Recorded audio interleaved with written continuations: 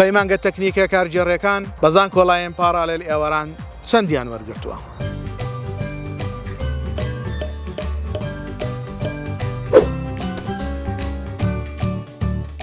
سڵاوتان لێبێ ئەزیزانم، من سروود خورشید فەرمانبەر لە سەرۆکاتی زانکۆی پۆلیتەکنیکی هەولێر ئەندامی لیژنەی ڕاوێژکاری بۆ پڕکردنەوەی فۆرمی زانکۆڵای لە خزمەتی ئەوەی بەڕێزین بۆ باسکردنی پەیمانگە تەکنیکیەکان بەشی کارگێڕی کار بۆ ئەوەی لێرەوە پێتان بڵێن بۆ ساڵی 2021-22 ئەم بەشان لە هەموو هەرێمی کوردستانە لەو پەیمانگایانەی کە هەیە بەزان کۆڵایەن پارالێل ئێواران چەندی وەرگرتووە.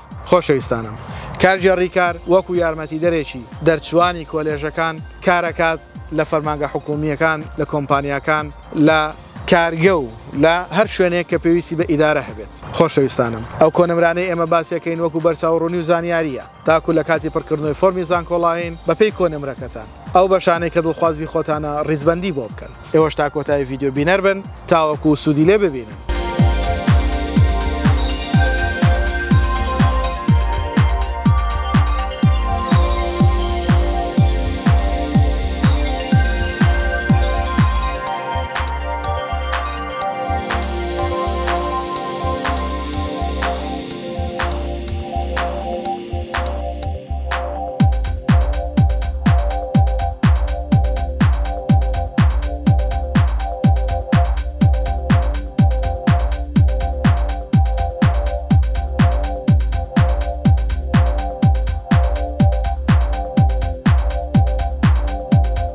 خۆشەویستانم، ئێمە لە ئینستاگرام بە هەمان ناونیشانی ئاسۆی زانکۆ لە خزمەتی ئێوەی بەڕێزین. ئێوەش فۆلۆمان بکەن و پرسیارەکانمان بۆ بنێرن. هەروەها کەناڵەکەمان لە یوتیوب سەبسکرایب و لایک و کۆمنتی لە یاد مەکەن و کەناڵەکەمان بۆ هاوڕێیانتان شێر بکەن تاوەکو ئەوانش سوودی لێ ببینن. بە هیوای سەرکەوتنتان.